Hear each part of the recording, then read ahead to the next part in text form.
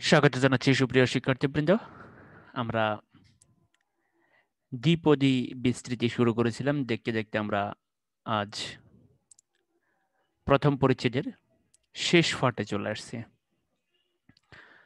তো গত পার্টে আমরা একটা বিশেষ প্রবলেম সলভ করেছিলাম। সেই প্রবলেমটা অত্যন্ত ইম্পর্ট্যান্ট অ্যাডমিশন টেস্ট এবং তোমাদের বোর্ড পরীক্ষার জন্য, এবং আশা করি তোমরা হোমওয়ার্কগুলো ভালোভাবে করতে পেরেছো। তো চলো আজকে আমরা শেষ পার্ট শুরু করি। মনে রাখবো আমরা যে অধ্যায়টা করতেছি তার নাম হচ্ছে দ্বিপদী বিস্তৃতি। অর্থাৎ আমরা এখানে যতগুলো অঙ্ক পেয়েছিলাম প্রত্যেকটা অঙ্কে দুটি পদ ছিল, এবং দুটি পদ কোথাও না পেলেও আমরা তাকে দুই পদ বানিয়ে দিয়েছি জোর করে, কারণ আমাদের যে মূল ফর্মুলা ওই ফর্মুলাটা ছিল কিন্তু দুই পদের জন্য। অর্থাৎ দুই পদ না থাকলে কিন্তু আমরা ওই ফর্মুলাটা ব্যবহার করতে পারবো না। তবে এই অধ্যায়ে আমরা কিন্তু অনেকগুলো বিশেষ জিনিস শিখেছি, যেটা গণিতের বেসিক স্ট্রং করার জন্য খুবই গুরুত্বপূর্ণ। যেমন এই যে এ প্লাস বি হোল কিউব এবং এ প্লাস বি হোল স্কয়ারের সূত্র তোমরা আগে থেকে জানো, কিন্তু আমরা এখানে নতুন করে পাইছি যে কিভাবে এ প্লাস বি পাওয়ার 4, এ প্লাস বি পাওয়ার 5, এ প্লাস বি পাওয়ার 6 এই ফর্মুলাগুলো কিভাবে বিল্ড আপ করতে হয় সেটা আমরা দেখেছি। আমরা প্যাসকেলের ত্রিভুজ সূত্র শিখছি। প্যাসকেলের ত্রিভুজ সূত্র কিন্তু অত্যন্ত ইম্পর্টেন্ট। প্যাসকেলের ত্রিভুজ সূত্রের সাহায্যে তুমি যে কোনো ঘাত বিশিষ্ট দ্বিপদী রাশিকেই বিস্তার করতে পারবা। এরপরে আমরা পেয়েছিলাম যে একটা দ্বিপদী রাশিকে বিস্তার না করে তার মধ্যপদ কিভাবে বের করে, তার মধ্যপদ কততম পদ সেটা আমরা বলে দিতে পারি। একটা দ্বিপদী রাশিকে দেখে আমরা বলে দিতে পারবো যে এটাকে বিস্তার করলে টোটাল কয়টা পদ পাওয়া যাবে। তো এই জিনিসগুলো তোমাদের সিকিউ এবং এমসিকিউ উভয়ের জন্য ইম্পর্টেন্ট, অ্যাডমিশন টেস্টের জন্য ইম্পর্টেন্ট। আশা করি প্রত্যেকটা পার্টই তোমাদের উপভোগ্য হয়েছে, প্রত্যেকটা পার্ট তোমরা ভালোভাবে বুঝতে পেরেছো। তো চলো আজকে প্রথমেই আমরা যে জিনিসটা উপভোগ করব সেটা হচ্ছে, দেখো এতের বিস্তৃতিতে মধ্যপদ দুটির পার্থক্য নির্ণয় করো যখন x = 1। অর্থাৎ এরা আমাদেরকে বলে দিছে যে এই রাশিটাকে বিস্তার করলে আমরা দুটো মধ্যপদ পাবো, সেই দুটো মধ্যপদের পার্থক্য বের করব তবে যখন x এর মান 1। তাহলে দেখো এখানে ঘাত হচ্ছে বিজোড়। তোমরা একটা জিনিস খেয়াল করো, এখানে ঘাত হচ্ছে বিজোড়। তাহলে এই রাশিটাকে যদি আমরা বিস্তার করি টোটাল 16টা পদ পাবো। তো যখন ঘাত বিজোড় হয় তখন মধ্যপদ দুইটা হয়, সেটা আমরা আগেই বলেছি। ঘাত জোড় হলে মধ্যপদ হচ্ছে একটা। তো চলো আমরা শুরু করি। এটি হচ্ছে আমাদের প্রদত্ত দ্বিপদী রাশি। এটাকে কিন্তু একটু কনভার্ট করতে হবে, কারণ এখানে মাইনাস আছে, এবং দ্বিপদী রাশিতে মাইনাস থাকলে মাইনাসটাকে সবসময় দ্বিতীয় পদের সাথেই রাখতে হয়। এখন এটাকে এটার সাথে কম্পেয়ার করো, তাহলে তুমি বুঝতে পারবা যে আমার এর জায়গায় কত আছে, আমার এক্স এর জায়গায় কত আছে, আমার এন এর জায়গায় কত আছে। তাহলে দেখো এ প্লাস এক্স পাওয়ার এন, এ প্লাস এক্স পাওয়ার এন। দেখো তাহলে এ মানে হচ্ছে 2,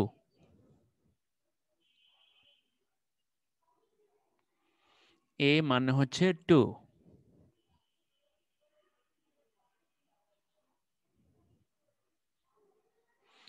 এক্স মানে -3/x,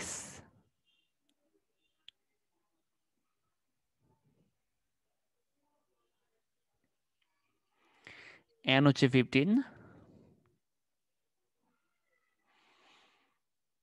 তো এই অধ্যায়ে আমরা যতগুলো অঙ্ক করছি শুধু দুই একটা অঙ্ক ব্যতীত প্রত্যেকটা প্রবলেম কিন্তু আমরা এই সাধারণ পদের ফর্মুলা দিয়ে কিন্তু সলভ করছি। তোমাদেরকে মনে রাখতে হচ্ছে সাধারণ পদ এমন একটি পদ যেই পদ থেকে প্রত্যেকটা পদকেই বের করে যায়, এবং সাধারণ পদকে আমরা আদর করে বলি r+1তম পদ।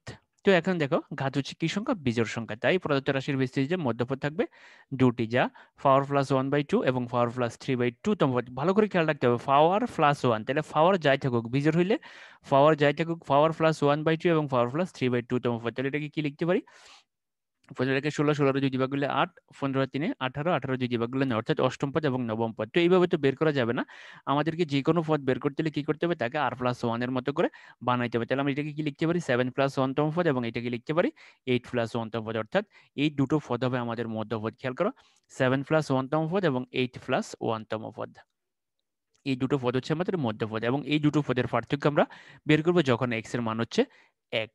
তো চলো আমরা আগে 7+1তম পদ বের করে নিই। তো 7+1তম পদ বের করবো এটার মতো করে, এন সি আর এ পাওয়ার এন মাইনাস আর এক্স পাওয়ার আর। দেখো প্রত্যাশীর বিস্তৃতি r+1তম পদ হচ্ছে এটা, তাহলে 7+1তম পদ গিয়ে মনে রাখবো আর এর মান হচ্ছে 7, এন এর মান হচ্ছে 15, এর মান হচ্ছে 2, এক্স এর মান হচ্ছে -3/x। মান বসে দাও, বসে দিলাম। দেখো এবার কম্পেয়ার করো, এন সি আর, দেখো এন সি আর, এন মানে হচ্ছে 15, আর মান হচ্ছে 7, তাহলে NCR।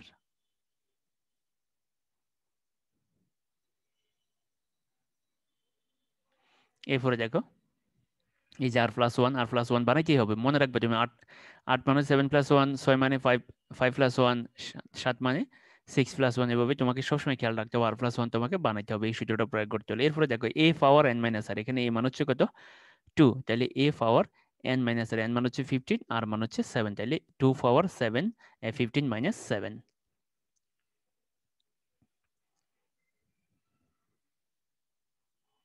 এরপরে x পাওয়ার r, দেখো x মান হচ্ছে -3/x, তাহলে x পাওয়ার r, আর মান হচ্ছে 7। এখন যখন আমরা মধ্যপদ পেয়ে গেছি, অর্থাৎ আমরা অষ্টম পদ আমরা পেয়ে গেছি, এবার এটাকে একটু মডিফাই করব।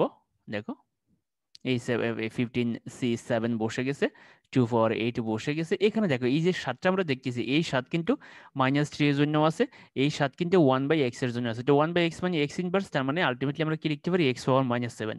দেখো আমরা এটাকে একটু ভেঙে লিখে ফেলছি, দেখো এটাকে ভেঙে আমরা লিখে ফেলছি। তাহলে দেখো এটি হচ্ছে আমাদের কোন পদ, এটি হচ্ছে আমাদের অষ্টম পদ। এবার আমরা 8+1তম পদ, অর্থাৎ আমরা নবম পদ বের করব।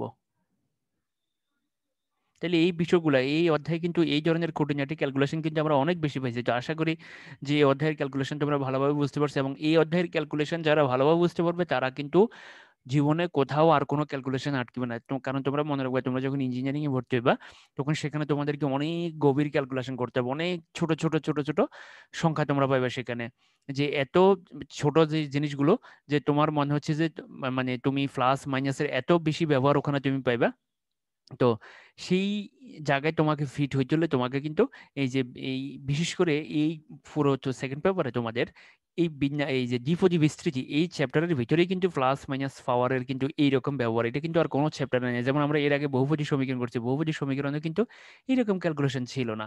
তো এই চ্যাপ্টারে কিন্তু এই ধরনের ক্যালকুলেশনটা বেশি। তাহলে দেখো এই যে এই মাইনাসটাকে আমরা 3 সাথে রাখছি, আমরা চাইলে -1 মাইনাসটাকে আলাদা করে -1 করতে পারতাম। আমরা এর আগে -1 মানে মাইনাসকে -1 হিসেবে বের করে ফেলছি। তো এখানে কি করছি, আমরা মাইনাসকে 3 এর সাথে রেখে দিয়েছি। আর এরপর বাকি থেকে কি 1/x কে আমরা লিখতে পারি x পাওয়ার -1। তো তার উপরে পাওয়ার 7, তাহলে x পাওয়ার -7। এরপর আসি এবার 8+1 তম পদ, দেখো তাহলে এটার সাথে কম্পেয়ার করো। দেখো NCR, তার মানে কত থাকে 15, এটা হচ্ছে আমাদের কত n, এরপর এটা হচ্ছে আমাদের r, তাহলে 15CR, তাহলে NCR।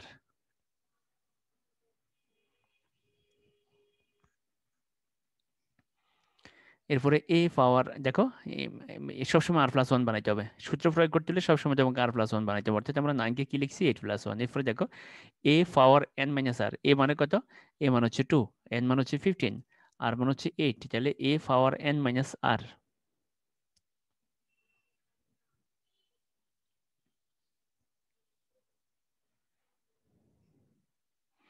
x পাওয়ার r, x মানে হচ্ছে -3/x।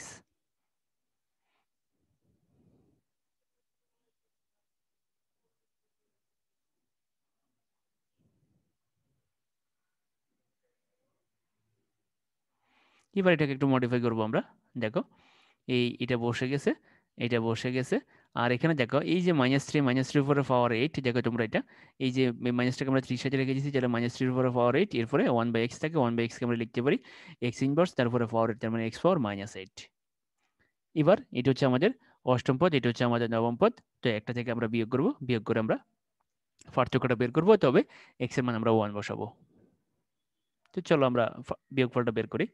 দেখো মধ্যপদ দুটির পার্থক্য দেখো, এটা হচ্ছে নবম পদ বিয়োগ এটা হচ্ছে অষ্টম পদ, এটা হচ্ছে নবম পদ, এটা হচ্ছে অষ্টম পদ। এবার দেখো x এর মান আমরা 1 বসাইছি, x এর মান আমরা 1 বসাইলাম।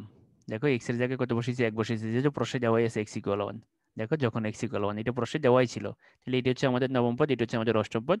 x এর জায়গায় আমরা 1 বসেছি, আর বাকি সব যেভাবে ছিল এভাবে রয়ে গেছে। এখন দেখো এই যে দেখো 1 এর উপরে পাওয়ার যাই হোক তার মান কিন্তু 1, মনে রাখবো 1 এর উপরে পাওয়ার যাই হোক তার মান কিন্তু 1। এখানেও দেখো 1 এর উপরে পাওয়ার যাই হোক তার মান কিন্তু 1। দেখো 1 এর উপরে দেখো এখানে -7, তাতে কোনো সমস্যা নাই। তোমরা আবার এইটা ভাবিও না যে 1 এর উপরে পাওয়ার যদি ঋণাত্মক হয়, সেটার ওই ধরনের কোনো ফর্মুলা কিন্তু নেই। আমাদের ফর্মুলা আছে এরকম যে মাইনাসের উপরে পাওয়ার যদি ঋণাত্মক হয়, মাইনাসের উপরে পাওয়ার যদি ঋণাত্মক হয় তাহলে সেক্ষেত্রে মাইনাস হয়, মাইনাসের উপরে পাওয়ার যদি সরি, মাইনাসের উপরে পাওয়ার যদি জোড় হয় তাহলে সেক্ষেত্রে প্লাস, আর মাইনাসের উপরে পাওয়ার যদি বিজোড় হয় সেক্ষেত্রে মাইনাস। বাট তুমি এটা চিন্তা করিও না যে ওয়ানের উপরে পাওয়ার -7 হয়েছে তার মানে এখান থেকে -1 বের হবে, এই ধরনের কোনো কিন্তু কিছু নাই। ওয়ানের উপরে পাওয়ার মনে রাখবা, ওয়ানের উপরে পাওয়ার যাই কিছু থাকুক, ওয়ানের উপরে পাওয়ার 0 থাকুক, 1 2 3 4 হাফ, 1/3 3/4 অথবা -1 -2 যাই কিছু থাকুক না কেন, ওয়ানের উপরে পাওয়ার যাই কিছু থাকুক তার মান কিন্তু 1, এটা সবসময় মনে রাখতে হবে। এই খুঁটিনাটি ক্যালকুলেশন যদি তুমি এই চ্যাপ্টার থেকে ক্লিয়ার করে না যাও আর কোথাও কিন্তু ক্লিয়ার হবে না। তো এবার দেখো বিষয়টা কিন্তু ভালো করে খেয়াল রাখতে হবে, এইটার মানও 1, এইটার মানও 1, ওয়ানের উপরে পাওয়ার যাই থাকুক তার মান হচ্ছে 1। এবার এটা থেকে এটা যদি আমরা বিয়োগ করে দিই, দেখো বিয়োগ করলে এটা বের হবে, তাহলে এই রাশির বিস্তৃতির দুটি মধ্যপদের পার্থক্য হচ্ছে এত। তো এই অঙ্কটা যদি পরীক্ষা আসে তাহলে 4 মার্কের জন্য আসবে, এইটুকু তো বাড়তি অংশ, এইটুকু তো আমরা পারবা, কিন্তু অরিজিনাল কিন্তু তোমাকে কি করতে হবে, মধ্যপদ বের করতে হবে। তো মধ্যপদ আমরা কত 3-4 পার্টে মধ্যপদ বের করে দেখছি যে কিভাবে মধ্যপদ বের করতে, এটা আমরা প্রথম পার্টে বিস্তারিত দেখছি। তো আশা করি মধ্যপদ বের করা তোমাদের কোনো সমস্যা হবে না। মনে রাখবা মধ্যপদের ক্ষেত্রে মূল যে বিষয়টা সেটা হচ্ছে যদি পাওয়ার জোর থাকে তাহলে মধ্যপদ একটা, আর যদি পাওয়ার বিজোড় তাহলে মধ্যপদ দুইটা। তো চলো এবার আমরা যে প্রবলেমটা সলভ করবো, দেখো n এর জন্য কোন শর্ত আরোপ করলে এত এর একটি মধ্যপদ থাকবে, n ইকুয়াল 21 হলে মধ্যপদ নির্ণয় করো।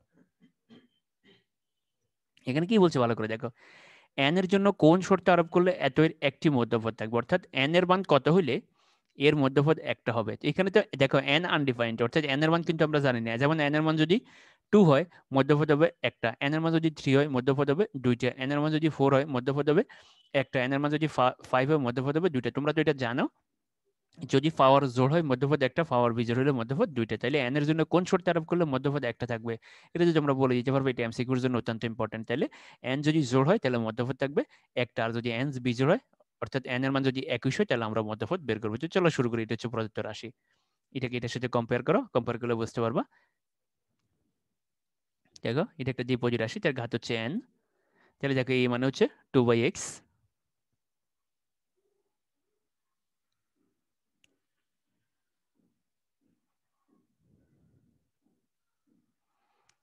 এবং x মান হচ্ছে x/2,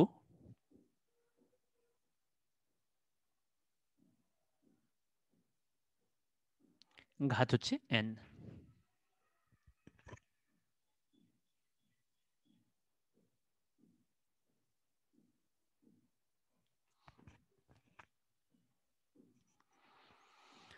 তো এখন দেখো n জোড় হলে মধ্যপদ একটি থাকবে, তাহলে দেখো আমাদের প্রথমটার আনসার হয়ে গেছে। n যদি জোড় হয় মধ্যপদ হবে একটা, তাহলে n যদি জোড় হয় মধ্যপদ একটা। মনে রাখবা এই ধরনের কনসেপ্ট এমসিকিউর জন্য বেশি ইম্পর্টেন্ট, এবং এই ধরনের প্রশ্ন আবার 2 মার্কের জন্য কতে আসতে পারে। তাহলে n যদি জোড় হয় মধ্যপদ থাকবে একটা। তো চলো এবার আমরা দ্বিতীয় অংশ করি। এবার আসলে n 21 হলে মধ্যপদ থাকবে দুইটা, যা পাওয়ার প্লাস 1/2 এবং পাওয়ার প্লাস 3/2 তম পদ। মনে রাখবে n যদি 21 হয় তাহলে মধ্যপদ থাকবে কয়টা, দুইটা, সেটা হচ্ছে কি পাওয়ার প্লাস 1/2 এবং পাওয়ার প্লাস 3/2 তম পদ।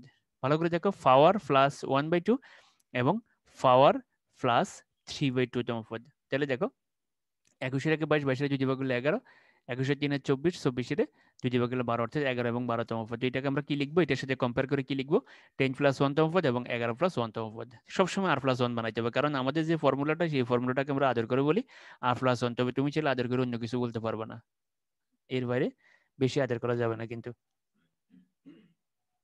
তো 11 তম পদ মানে 10 প্লাস 1 তম পদ এবং 12 তম পদ মানে হচ্ছে 11 প্লাস 1 তম পদ। ভালো করে খেয়াল রাখতে হবে তোমাদেরকে। তো এখন চলো আমরা তাহলে 10 প্লাস 1 তম পদ বের করে ফেলি এই রাশির বিস্তৃতি থেকে।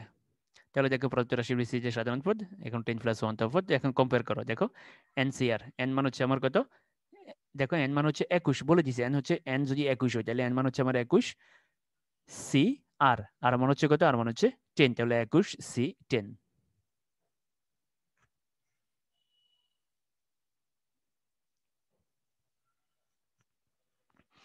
তারপরে দেখো এই পরে দেখো এই যে সবসময় খেয়াল রাখতে হবে আর প্লাস 1 অর্থাৎ 10 প্লাস 1, আর মান হচ্ছে 10। এরপরে এ পাওয়ার এন মাইনাস আর, দেখো এ মান হচ্ছে আমার 2/x, এ মান হচ্ছে আমার এই যে দেখো এ মান হচ্ছে কত, এ মান হচ্ছে আমার 2/x, তাহলে এ পাওয়ার এন মাইনাস আর, এন মান হচ্ছে আমার কত, এন মান হচ্ছে আমার 21, এন মান হচ্ছে আমার 21 আর মান হচ্ছে আমার 10, তাহলে 2/x 21 মাইনাস 10। এরপরে এক্স পাওয়ার আর, এক্স মানে হচ্ছে কত, এক্স বাই টু। দেখো এই যে এক্স, এই এক্স এর পজিশনে কত আছে, এক্স বাই টু আছে, তাহলে এক্স পাওয়ার আর, আর মানে হচ্ছে 10। এবার এটি হচ্ছে আমার মধ্যপদ, অর্থাৎ এটি হচ্ছে 11তম পদ। মনে রাখবে এটি হচ্ছে 11তম পদ, এটাকে জাস্ট আমরা একটু মডিফাই করে লিখবো। দেখো 21c10 বসে গেছে, আর এখানে 21 থেকে 10 গেলে 11, আর এক্স বাই টু পাওয়ার 10 বসে গেছে। এখন দেখো এই যে এটাকে আমরা ভেঙে লিখে ফেলছি। দেখো এটাকে আমরা ভাঙি কি লিখছি, 2/x পাওয়ার 11, যেহেতু এখানে পাওয়ার 10, তো আমরা কি লিখলাম, দেখো আমরা এটাকে পাওয়ার 10 লিখছি, এটাকে পাওয়ার 1 লিখছি, তাহলে দেখো টোটাল পাওয়ার 11 হয়ে গেছে। তো এখানে এই যে ওয়ানটা আসলে না দিলেও চলে, কোনো সমস্যা নেই। তাহলে 2/x পাওয়ার 11, এটাকে আমরা ভেঙে কি লিখলাম, 2/x পাওয়ার 10 আর 2/x পাওয়ার 1। এখন দেখো তোমরা এই যে এই রাশি, দেখো তোমরা ভালো করে খেয়াল করো এই জায়গাটায়, দেখো এখানে দেখো পাওয়ার 2, সরি এখানে 2 পাওয়ার 10, তোমরা ভালো করে দেখো এখানে 2 পাওয়ার 10, এখানে x এর পাওয়ার 10, আবার এখানে দেখো x এর পাওয়ার 10, 2 পাওয়ার 10, তাহলে দেখো এই এই নিচের x আর উপরের x কাটা চলে যাবে, এই 2 আর এই 2, অর্থাৎ 2 পাওয়ার 10, 2 পাওয়ার 10 কাটা যাবে, x পাওয়ার 10, x পাওয়ার 10 কাটা যাবে, তাহলে এই যে রাশিটা দেখো এই দুটো রাশি ভ্যানিশ হয়ে যাবে, এই রাশিটা আর এই রাশিটা ভ্যানিশ হয়ে যাবে, তাহলে আলটিমেটলি কি থাকবে, 2/x, শুধুমাত্র 2/x থাকবে, এই দুটো কাটা চলে যাবে। ভালো করে দেখো এই ধরনের একটা প্রবলেম কিন্তু আমরা ইতিপূর্বে সলভ করেছিলাম। তো এইগুলো কিন্তু আমরা ডাইরেক্ট করে ফেলবো, কারণ আমরা আসলে এত ভেঙে ভেঙে করার দরকার নেই, কারণ এই অঙ্কটা 4 মার্কের জন্য আসলে আর অনেক বড়, এখনো তার একটা অংশ কিন্তু বাকি রয়ে গেছে। তো এই জন্য এগুলো তোমরা ডাইরেক্ট করবো, ভালো করে বোঝার চেষ্টা করো তোমরা। 2 পাওয়ার 10, 2 পাওয়ার 10 কাটা, এক্স পাওয়ার 10, এক্স পাওয়ার 10 কাটা, তাহলে আলটিমেটলি এটাই থাকে। তাহলে 21c10 2/x, এটি হচ্ছে আমাদের কততম পদ, 11তম পদ। এবার চলো আমরা 12তম পদ বের করি। দেখো তাহলে 12 মানে 11 প্লাস 1তম পদ, তাহলে দেখো এন কম্পেয়ার করো তুমি, এন সি আর, এন মানে হচ্ছে আমার 21, তাহলে এন সি আর, আর মানে হচ্ছে কত, 11।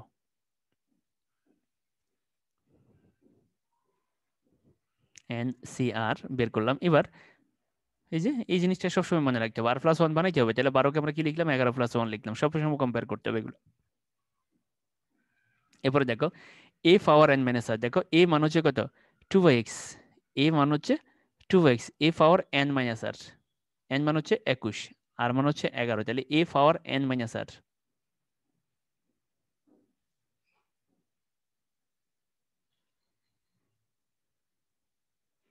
এরপরে দেখো এক্স পাওয়ার আর, এক্স মান হচ্ছে এক্স বাই টু, দেখো এই যে এক্স দেখতেছো, এক্স মান হচ্ছে এক্স বাই টু, এক্স পাওয়ার আর, আর মান হচ্ছে 11।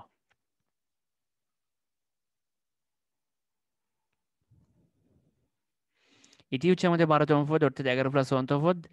এটা আমাদের আরেকটা মধ্যপদ, এবার আমরা এটা একটু মডিফাই করবো। দেখো এটা বসে গেছে, এইটা 21 থেকে 11 গেলে 10, এটা বসে গেছে, এটা বসে গেছে। এবার দেখো এই যে দেখো এখানে দেখো পাওয়ার 10, এখানে পাওয়ার 11, তো এটাকে আমরা দুটো রাশি লিখছি। দেখো এটাকে আমরা ভেঙে ফেলছি, এক্স বাই টু পাওয়ার 10 আর এক্স বাই টু পাওয়ার 1, 1 না দিলেও চলে, কোনো সমস্যা নেই। এখন দেখো এটা কাটা চলে যাবে, এই যে এই দুটো কাটা চলে যাবে, এটা আর এটা পুরো কাটা চলে যাবে। দেখো এই 2 এর উপরে পাওয়ার 10, এক্স এর উপরে পাওয়ার 10, এক্স এর উপরে পাওয়ার 10, 2 এর উপরে পাওয়ার 10, তাহলে এই 2 এর উপরে পাওয়ার 10, 2 এর উপরে পাওয়ার 10, এই দুটো কাটা চলে যাবে, এই নিচে 2, এই উপরে 2 আর নিচে 2 কাটা যাবে, এক্স আর এক্স কাটা চলে যাবে, তাহলে কি থাকবে, দেখো ভালো করে দেখো, এটাকে আমরা ভাঙে এটা লিখছি আগে, এটাকে ভেঙে আমরা এই দুইটা রাশি লিখছি